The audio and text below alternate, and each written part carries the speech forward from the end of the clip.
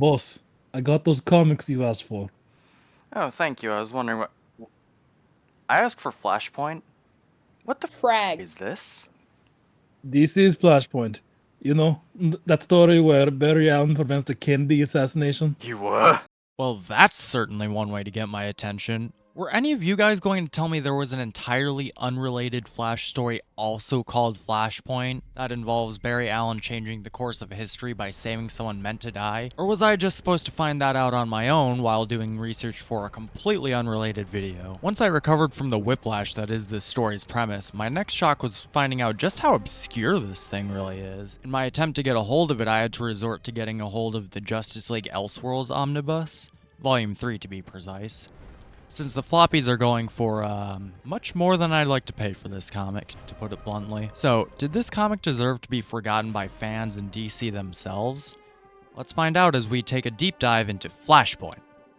No, not that one. Flashpoint was actually the first attempt at a full Elseworlds miniseries rather than a one-and-done graphic novel all the others had been up to this point, and it definitely shows. You'd think being a 3-issue mini would allow more room to breathe and develop the world, right?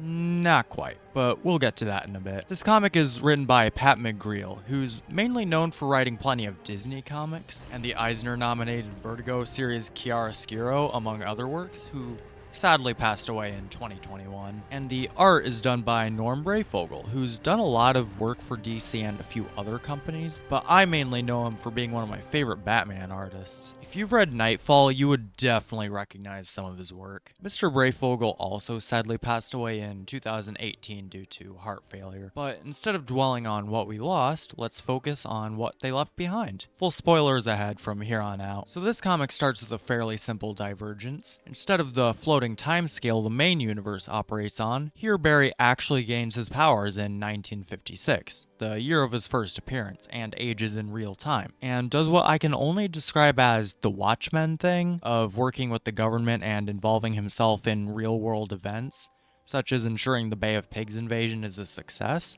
and stopping the Vietnam War before it even really starts. And the inciting incident of this entire story... I think I see where this is going now. Let me guess. They go back in time and they stop the Kennedy assassination. And somehow it only gets stranger from here. So Barry catches most of the bullets meant for JFK, but ends up getting hit in the spine by a magic fourth bullet and is rendered quadriplegic as a result. He hasn't quite lost his powers though.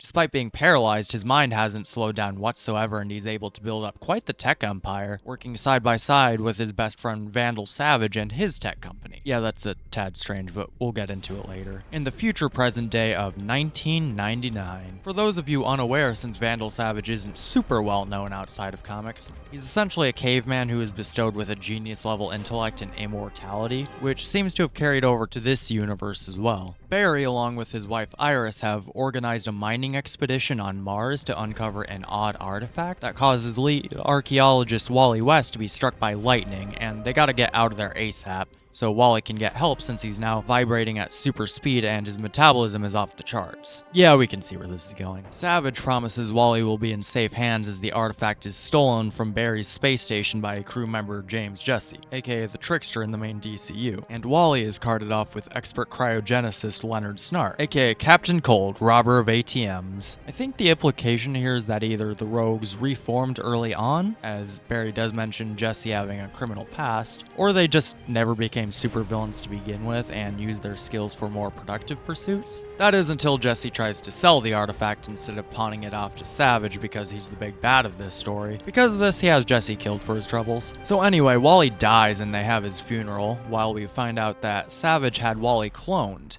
The shoe drops and Savage only pretends to be Barry's friend because he wants that power and to find out where it comes from.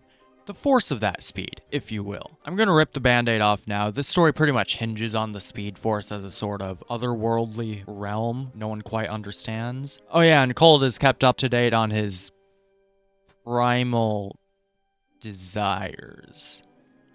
Whatever that means. But we're not gonna think about what that means because we've got a subplot brewing in the background featuring Ralph Dibny, normally the super stretchy private investigator superhero elongated man.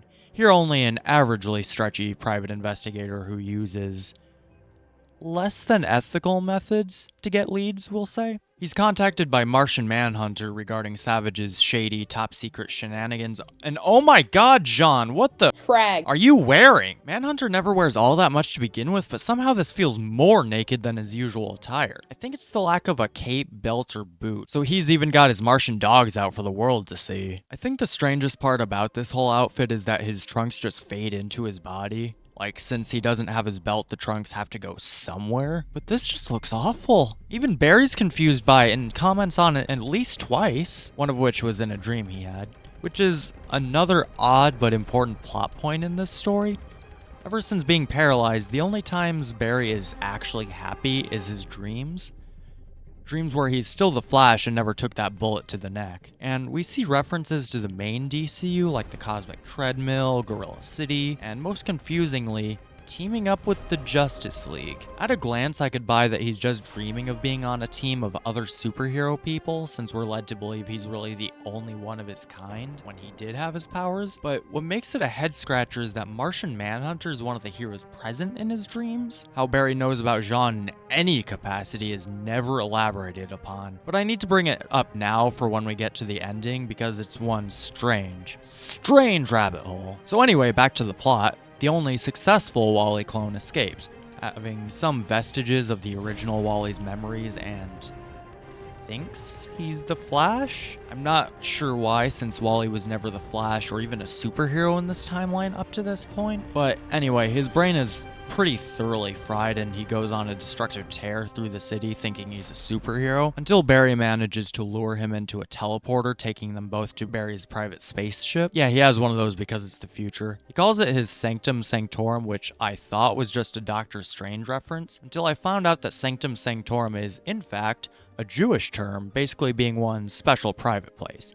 Usually a holy temple. Hey, the more you know. But yeah, Barry somehow rigs the teleporter to depower Wally the moment the two make contact. Again, this is not elaborated on how it's even possible. What's just as weird is that Barry just instantly deduces that Wally is a clone, and both him and Iris don't seem to particularly care about him being a clone. They just kind of brush past that to get to the ending. But yeah, speaking of the ending, let's get to the ending, shall we? So, Martian Manhunter is killed by Savage for knowing too much about the truth of the artifact, and he can't have anyone tell anyone about his evil plans. So what is this truth that was so important Savage is killing over it? Basically, this artifact was created by a Martian zealot who was convinced he found a way to drag Mars into heaven itself, to a mysterious force, causing the entire planet to be ravaged by a lightning storm summoned by this force.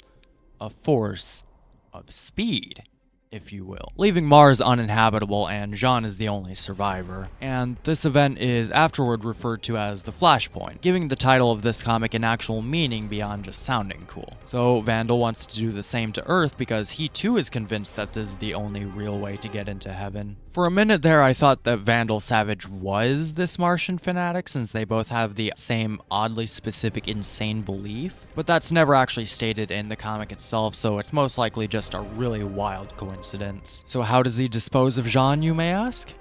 In a death that rivals Flash's death in the Injustice movie in terms of sheer stupidity. Vandal is acting all chummy towards Jean and asks him to come into this room where they can discuss the matter more privately. Jean, for some reason, sees nothing wrong with this and obliges, with Savage just closing the door and incinerating him. This is stupid because Martian Manhunter's defining superpower aside from shapeshifting is his telepathy, a power he does in fact have in this comic as proven by beaming all his knowledge into Ralph. At any point, he could have read Vandal's mind and saw this coming. At the very least, if they wanted to make this infinitely less stupid, just have them both walk in.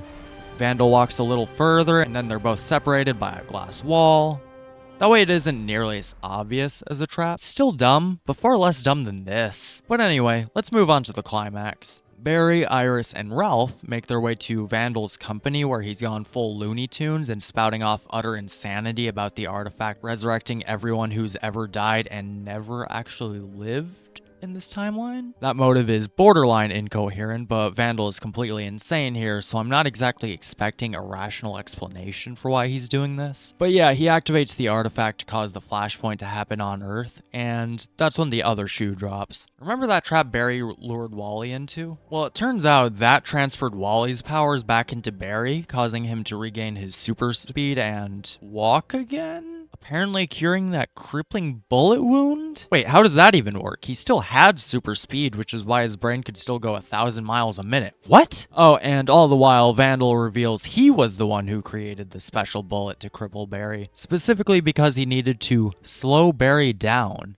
enough to study the source of his powers, all using an early version of the same subspace tech both of them would use as the backbone to their spacefaring missions. And all this is revealed while the president has a sniper on standby, armed with the same magic bullet, for lack of a better term, that paralyzed Barry all those years ago. So Vandal makes good on his promise and activates the artifact before getting shot in the head and instantly killed for all his troubles. And in the exact second it takes for him to hit the ground, Barry runs all across the world, absorbing the energy of all the lightning strikes unleashed by the Flashpoint and vanishes. Kinda similar to how the main Barry dies in Crisis on Infinite Earths. That's a nice little callback. There's a funeral for Barry, and President Kennedy, yes, he's still president, don't ask, gives him a posthumous Medal of Honor to commemorate him, with Iris talking about being in a better place and Ralph having no clue where he'd go, but hoping he's still happy there and just wanting to move on from all of this. So, where did Barry go, you may ask? Well, have a seat, dear viewer, because this is what I've been trying to decipher for well over a week now. The last we see of Barry, he's taken somewhere where he's greeted by the Justice League, as well as a younger version of Iris and Wally. Given that he's completely gone from the scene and he did legitimately vanish, I'm not quite ready to buy Barry's own theory that this is just a death vision with his brain going haywire before he dies. That said, I am certain that Barry does in fact die doing this. And before I get into my two major theories, I'd like to discuss the authorial intent behind this comic. In a short text at the end of issue 3 discussing how exactly this story came about, McGreal cites chatting with Brayfogle about quite a few things, but for the purpose of this video, the book The Physics of Immortality by Frank J. Tipler. After doing some research leading into an entirely new rabbit hole in and of itself, this book basically posits that immortality and resurrection could be possible via emulating alternate universes. Obviously, this sounds completely insane and was debunked as total pseudoscience, with nothing remotely resembling evidence to back it up, but as McReal himself states, it doesn't really matter if the concepts presented in this book were eye-opening or just insane. Either way, it fits the themes he's going for in this comic well enough. So for the theories, I really just have two. Let's get the first theory out of the way. If we take this story at absolute face value and as literal as possible, Barry actually went to heaven. The actual religious heaven. That's why he, Iris, and Wally look the way they'd ideally look, and he can do Flash stuff for as long as his heart desires, he gets his happy ending and all that. That, however, would not explain why Barry dreams of actual adventures his Earth 1 counterpart had, as well as the actual Justice League being there. That said, Martian Manhunter does exist, even though Barry never actually meets him, and Iris derisively calls her husband a Man of Steel, which is pretty much exclusively used as a nickname for Superman, so maybe they exist? But again, no real evidence to back that up. Hey, major disaster from the future here. I actually did find out after recording this that Man of Steel was a nickname for General Stalin, and this was also the name of a German movie from 1922, but I really doubt either of those are the reference he's making there. And especially in 1999, that's not exactly common knowledge. But anyway, back to the video. My other theory, and this is the one I put the most stock in, is that Barry was transported to the Speed Force itself upon death. There is precedent for this, as this is what happened to Barry after he died in the Crisis on Infinite Earths event, which was canon at this point as the place where speedsters go when they die. And as far as how he knows about all these other heroes in these adventures, the Speed Force is said to exist outside of space and time, which means quite a few things, but for the intents and purposes of this theory, mainly means that every speedster in the DC Omniverse draws their power from the same source. So Barry may be experiencing a form of psychic bleed through, and dreaming of his Earth 1 counterpart's life through their respective connection to the Speed Force, as well as teaming up with the Justice League, having Wally as his kid Flash and Jay there as another Flash. This feels more likely, especially given how McGreal's response to how the Heaven plot point being satisfactory wrapped up was, quote, maybe it has something to do with the Speed Force? I firmly believe that this comic is genuinely trying to say something with this whole Heaven thing, but I'm slowly giving myself an aneurysm trying to decipher it all. I just don't get it. So, with that being said, is Flashpoint from 1999 worth reading? I think it's certainly worth discussing, but the comic itself is just kind of okay. It's not offensively bad or anything, but also not terribly impressive at the same time. I think the number one problem regarding this little miniseries is that it feels like going through utter insanity with how fast-paced it is. Even for a story starring The Flash, the rate we go through all these wacky plot points in quick succession feels like witnessing utter insanity. Especially the last issue having to explain it all in 22 pages or less. As I said earlier, this was the first attempt at an Elseworlds miniseries rather than a one and done, and it really shows. Instead of being 3 issues, it at the very least needed 4 or even 5 issues to let everything breathe. Let us process the info we're given before getting smacked in the face with what feels more like a brick to the head.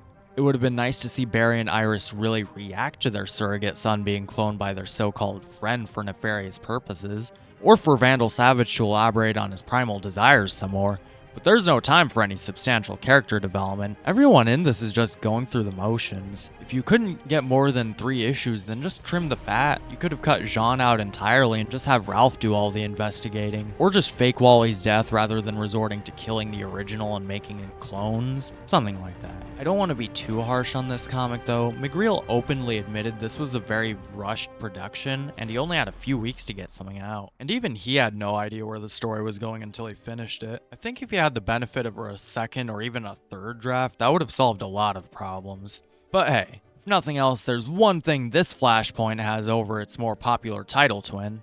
Oh wait, you didn't stop JFK from getting assassinated. Boom, checkmate. But yeah, if nothing else, I'd recommend giving this a read if you can get a hold of all 3 issues for cheap. You can even get a hold of that Elseworlds omnibus I found if you're interested in more wacky what-ifs. Link in the description below. Oh, with that being said, this is Major Disaster signing off. If you made it to the end, I sincerely thank you for watching, and make sure to look away from your screen for at least 20 seconds to reduce eye strain. And I'll see you all in a flash.